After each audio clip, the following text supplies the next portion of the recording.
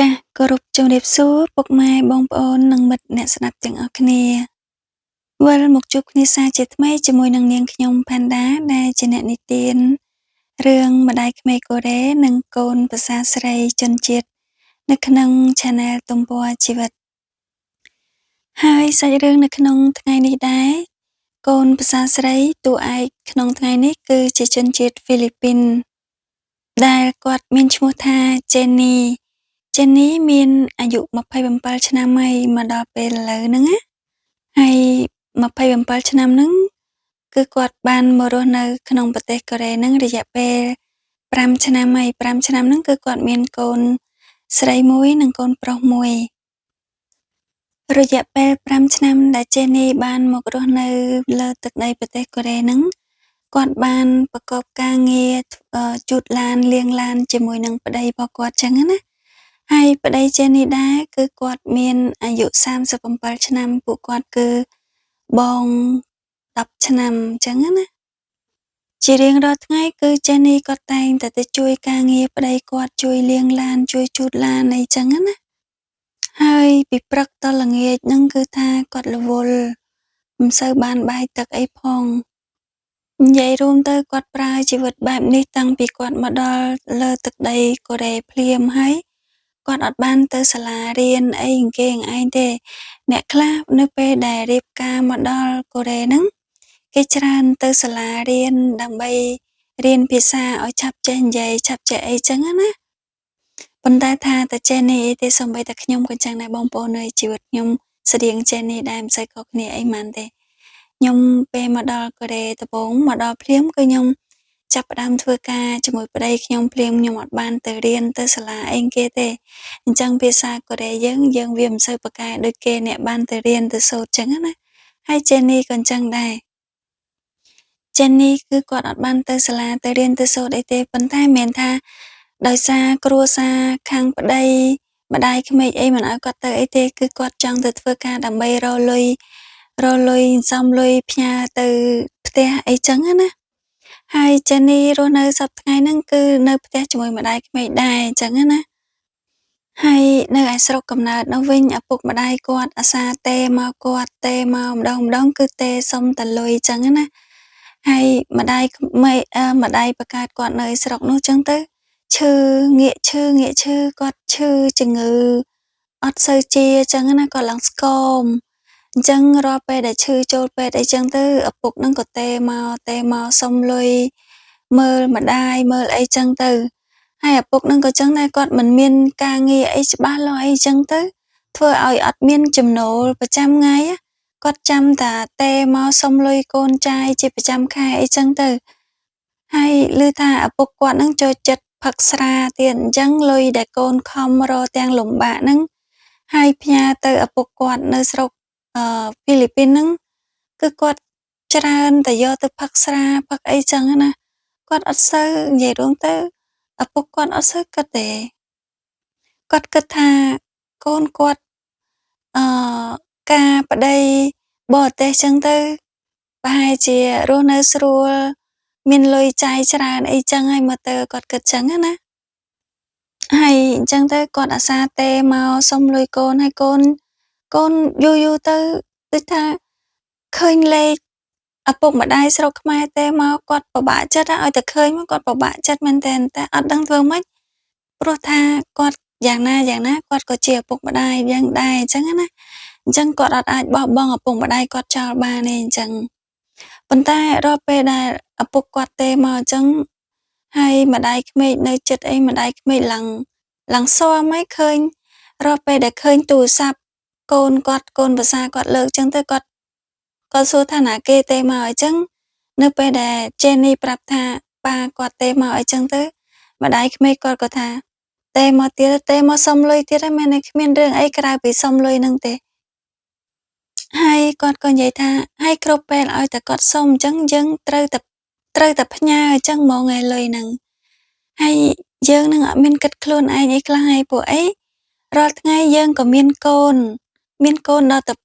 2ហើយអត់គិតប្រឹងសំលុយដើម្បីចិញ្ចឹមកូនដើម្បីកូនទៅរៀនទៅអីខ្លះអត់មានគិតខ្លះហើយគិតតែអ្នកផ្ទះឪ ពុកម្ដាយនៅផ្ទះនៅស្រុកនោះ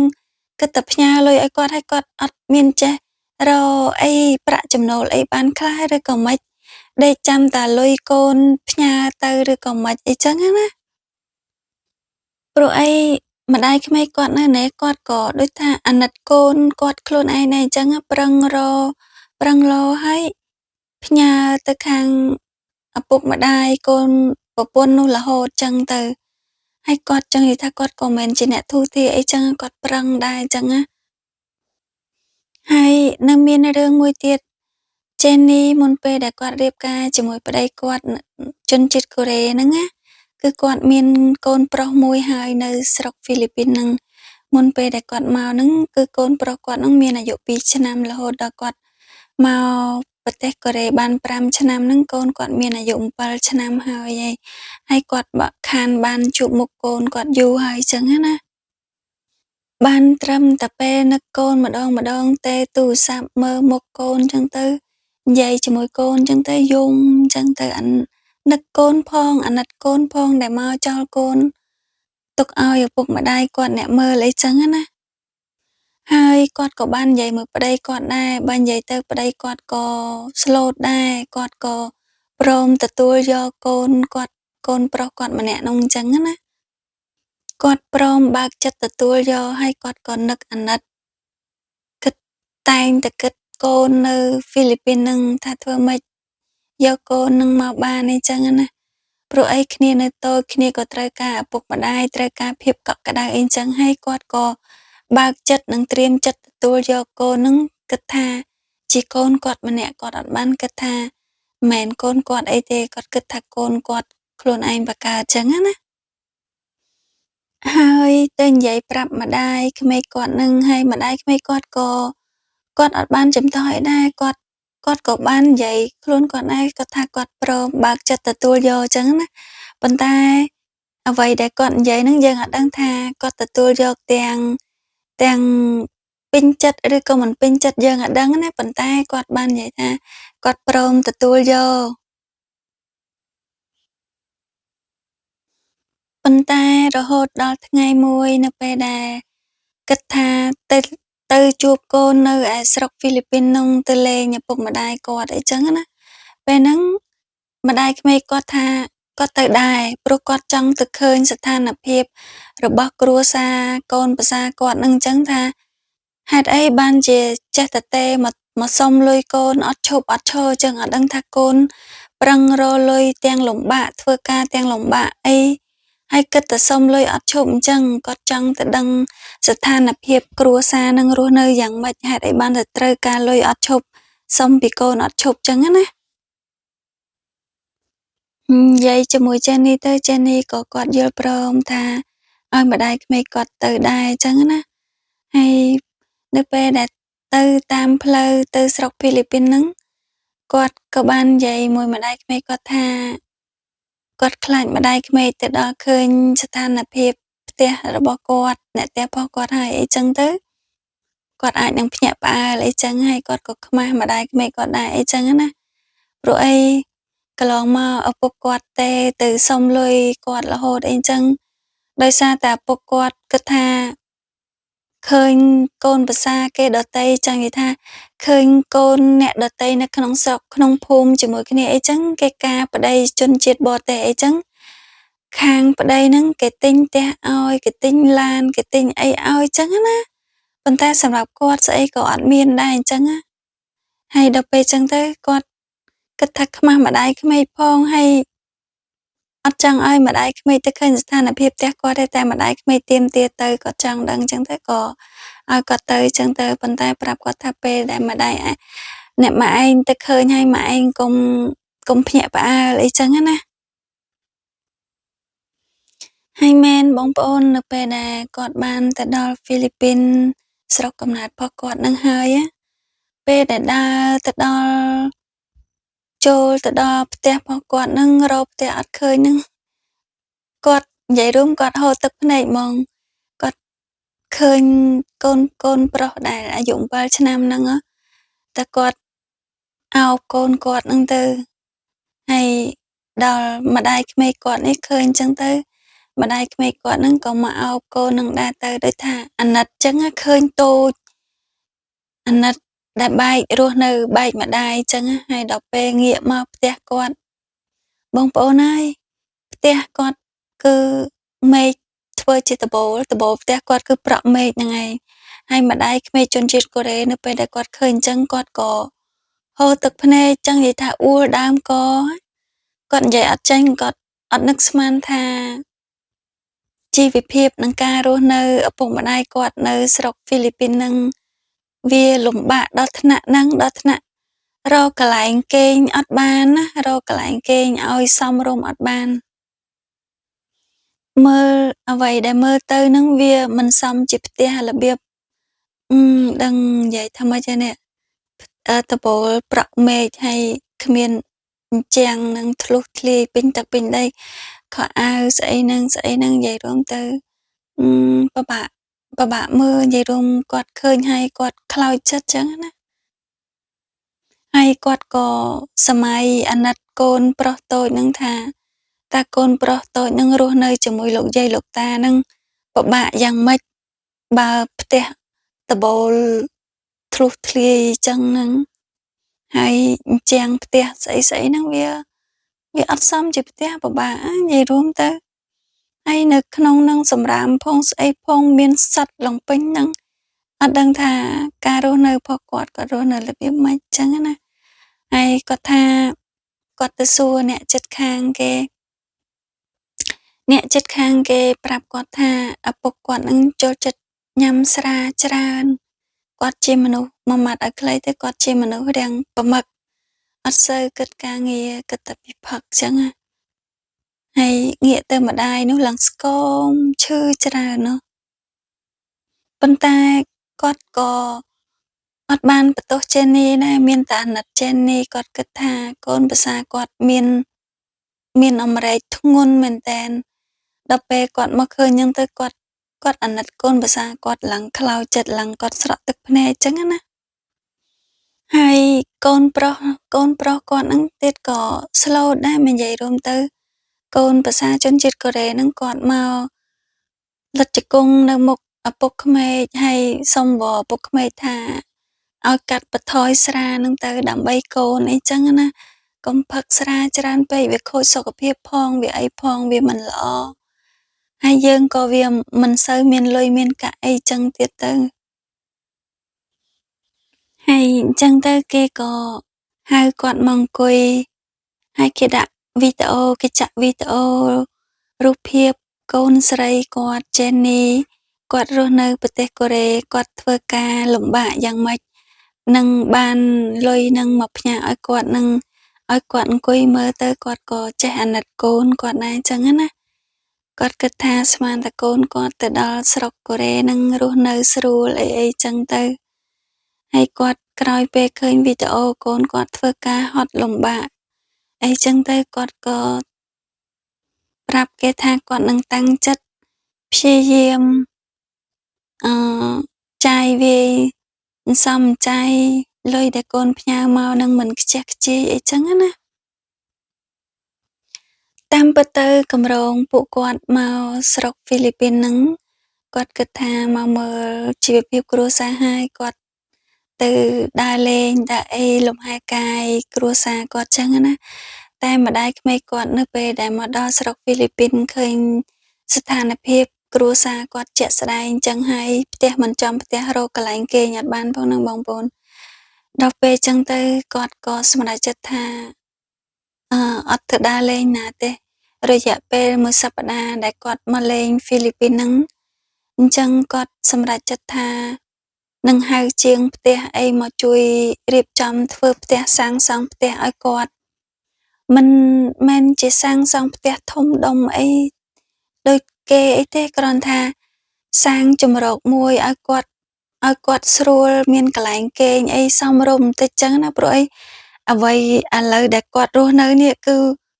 កន្លែងគេងមិនសមជាកន្លែងគេងណាអញ្ចឹងទៅក៏សម្រេចចិត្តថាអត់ទៅដើរលេងអីទេហៅជាងហៅអីមកជួយធ្វើផ្ទះសាងសង់ផ្ទះឲ្យបានកន្លែងសមរម្យឲ្យគាត់បាននៅមុនពេលដែល ពួកគាត់ចេញទៅប្រទេសកូរ៉េវិញអីចឹងទៅបានគាត់ដូចថាគាត់ធូរចិត្តធូរទ្រូងអីនៅពេលដែលឃើញខាងតាឡងគាត់នៅស្រុកហ្វីលីពីនហ្នឹងមានកន្លែងស្នាក់នៅល្អជាងមុនអញ្ចឹងណាហើយងាកមកចេននេះវិញចេននេះក៏អរគុណហើយក៏ស្រក់ទឹកភ្នែកគាត់ថាគាត់អត់ដឹងនិយាយថាម៉េចទេគាត់មានតែពាក្យអរគុណហើយក៏សុំទោសម្ដាយក្មេកនិងប្តីរបស់គាត់ដែរអញ្ចឹងណាព្រោះតែគាត់ចេះតែផ្ញើលុយមកឪពុកម្ដាយគាត់អត់ឈប់អញ្ចឹងបើទោះបីជាដឹងថាការរស់នៅប្រទេសកូរ៉េហ្នឹងវាមិនសូវស្រួលរកលុយក៏វាហត់អីចឹងប្តីគាត់ក៏អត់សូវមានពេលខ្លះប្តីគាត់ខ្ចីលុយមិត្តភក្តិអីដើម្បីឲ្យប្រពន្ធនឹងផ្ញើមកអ្នកផ្ទះគាត់ហ្នឹងឯងហើយនៅពេលដែលគាត់មកដល់ហ្នឹងគាត់ថាបើកូនប្រសាអ្នកដតីគេមកលេងឪពុកម្ដាយគេនៅស្រុកហ្វីលីពីនហ្នឹងឪពុកម្ដាយគេតែងតែធ្វើម្ហូបឆ្ងាញ់ចាំទទួលកូនប្រសាអីចឹងណាប៉ុន្តែនេះសម្រាប់គាត់វិញនៅពេលដែលគាត់មកដល់ស្អីក៏អត់មានដែរនិយាយរួមអត់ទាំងអស់តែម្ហូបបាយមួយចានក៏អត់មានដែរឪពុកម្ដាយគាត់អត់មានស្អីទទួលសោះហ្មងនិយាយរួមទៅថាគាត់ថាអត់មានលុយសូម្បីតែទិញម្ហូបហើយនៅពេលដែលគាត់នៅស្រុកកូរ៉េផ្ញើលុយមកឲ្យឪពុកម្ដាយគាត់ម្ដងគាត់មិនបានផ្ញើច្រើនអីដូចគេអីទេត្រឹម200-300ប៉ុន្តែវាញឹកដែរអញ្ចឹងណាហើយពេលខ្លះទៅប្ដីគាត់អត់មានរកអត់បានអញ្ចឹងទៅខ្ចីម៉ែខ្លួនឯងផងខ្ចីទេខ្ចីមិត្តភក្តិផងយកមកឲ្យប្រពន្ធហើយប្រពន្ធនិយាយរួមទៅគ្នាពិបាកចេះនេះគ្នាពិបាកមកខាងឪពុកម្ដាយខ្លួនឯងមកខាងជាប្ដីហើយបើសិនជាអ្នកទាំងអស់គ្នាឥឡូវយើងគិតថាខ្លួនយើងវិញណាឥឡូវបើសិនជាយើងតែយើងគិតមិនឪពុកម្ដាយយើងក៏មិនអាចបោះបង់ចោលតែប្ដីយើងអាណិតក៏អាណិតនិយាយរួមទៅសម្រាប់កូនស្រីដែលគិតឪពុកម្ដាយគឺតឹងទ្រូងមិនថាចេននេះមិនថាខ្ញុំទេមែនតាខ្ញុំពេលមកដំបូងអញ្ចឹងបងប្អូនដូចចេននេះអញ្ចឹងអត់មានទៅរៀនទៅសូត្រអីទេទៅធ្វើការរកលុយដើម្បីផ្ញើទៅផ្ទះព្រោះមុនពេលដែលខ្ញុំមកប្រទេសកូរ៉េហ្នឹងគ្រួសាររបស់យើងរស់នៅផ្ទះជួលហើយមានប្អូន3នាក់កំពុងរៀនទៀតត្រូវការលុយអញ្ចឹងយើងត្រូវធ្វើការដើម្បីផ្ញើលុយទៅឲ្យអ្នកផ្ទះយើងបង់ថ្លៃផ្ទះជួលផងបង់អីផងប្អូនរៀនផងអីចឹងសពគ្រប់ចឹងណាហ្នឹងហើយអាហ្នឹងនិយាយរួមទៅជីវិតវាពិបាកហើយការរស់នៅប្រទេសកូរ៉េហ្នឹងឪពុកម្ដាយបងប្អូនខ្លះនៅស្រុកកំណើតនោះអត់បានដឹងទេមិនថាតែគ្រួសារខ្ញុំឯងគ្រួសារបងប្អូនផ្សេងមួយចំនួនទៀតក៏អញ្ចឹងដែរចង់និយាយថាគាត់អត់ដឹងពីការលំបាករបស់យើងនៅនេះមិនទេអញ្ចឹងណាហើយដូចចេននេះអីអញ្ចឹងក៏ដូចគ្នាឪពុកម្ដាយគាត់ក៏អត់ដឹងថាគាត់មករស់នៅប្រទេសកូរ៉េហ្នឹងគាត់ធ្វើការហត់យ៉ាងម៉េចទេក៏អត់ដឹងទេគាត់គិតស្មានថាកូនគាត់បានប្ដីកូរ៉េហ្នឹងធ្វើការស្រួលលុយបានច្រើនអីចឹងហើយមើលទៅហ្នឹងហើយរហូតរយៈពេលមួយសប្តាហ៍នៅពេលដែលពួកគាត់បាននៅប្រទេសកូរ៉េហ្នឹងនៅប្រទេសហ្វីលីពីនហ្នឹងគឺគាត់អត់បានទៅដើរលេងណាទេគឺគាត់ចំណាយពេលនៅនាំគ្នាជួយធ្វើផ្ទះឲ្យឪពុកម្ដាយគាត់ហ្នឹងបានកន្លែងគេងសមរម្យអីចឹងទៅបានគាត់ធូរទ្រូងហើយទើបគាត់ចាក់ចែងមកវិញចឹងណាហើយនៅពេលហ្នឹងគាត់ក៏បានម្ដាយក្មេកកូរ៉េហ្នឹងគាត់ក៏បាននិយាយទៅកាន់កូនប្រសាថាពេលហ្នឹងគាត់យល់ពីអារម្មណ៍កូនប្រសាគាត់ហើយគិតថាកូនប្រសាគាត់មានបន្ទុកធំអម្រែកធ្ងន់ហើយគាត់យល់ពេលនេះគាត់យល់គាត់ក៏អត់ឈប់បន្ទោសកូនប្រសាថាចេះតែផ្ញើលុយទៅឪពុកម្ដាយអញ្ចឹងណាហ្នឹងហើយគាត់នឹងព្យាយាមជួយអ្វីដែលគាត់ជួយបានគាត់នឹងជួយកូនប្រសាហើយគាត់នឹងព្យាយាមផ្ដល់ក្ដីស្រឡាញ់ឲ្យកូនប្រសាគាត់ឲ្យច្រើនហើយមួយទៀត ចៅប្រុសម្នាក់អាយុ7ឆ្នាំដែលមិនមែនជាចៅបង្កើតរបស់គាត់នេះគាត់ក៏បើកចិត្តទទួលយកដោយពេញចិត្តពីមុនគាត់ថាគាត់គ្រាន់តែនិយាយថាគាត់ទទួលប៉ុន្តែគាត់អត់បានទទួលដោយចិត្តស្មោះទេគាត់គ្រាន់តែនិយាយឲ្យផុតពីមាត់ចឹងណាប៉ុន្តែគាត់អត់បានទទួលដោយចិត្តស្មោះទេប៉ុន្តែនៅពេលដែលគាត់បានមកដល់ស្រុកហ្វីលីពីននឹងជួបចៅនឹងហើយអីចឹងទៅគាត់ថាគាត់កែប្រែចិត្តគាត់ហើយគាត់ទទួលយកថាចៅប្រុសម្នាក់នេះគឺជាចៅគាត់ដែរគឺជាចៅបង្កើតគាត់ដែរគាត់ទទួលយកហើយគាត់នឹងព្យាយាមធ្វើឯកសារយកចៅប្រុសម្នាក់នឹងទៅនៅស្រុកកូរ៉េជាមួយគាត់ជុំគ្នាអញ្ចឹងណាគាត់បើកចិត្តទទួលយកដោយស្មោះគាត់លែងខឹងកូនប្រសាគាត់លែងអីហើយអញ្ចឹងចាប់ពីពេលហ្នឹងទៅគាត់នឹងព្យាយាមស្រឡាញ់កូនប្រសាគាត់ឲ្យច្រើនហើយពួកគាត់នឹងរស់នៅឲ្យមានសេចក្តីសុខច្រើនជាងនេះអញ្ចឹងណាចាហ្នឹងហើយរឿងនឹងមានតែប៉ុណ្្នឹងហើយឆ្លងកាត់ការស្ដាប់រឿងនេះតាំងពីដើមដល់ចប់បងប្អូនពុកម៉ែយល់យ៉ាងណាដែរអញ្ចឹងណាបងប្អូនអាចបញ្ចេញមតិយោបល់បានចាហ្នឹងហើយសូមអរគុណសម្រាប់ការតាមដានស្ដាប់តាំងពីដើមរហូតដល់ចប់ជួបគ្នានៅវីដេអូក្រោយទៀតចាសូមអរគុណជម្រាបលា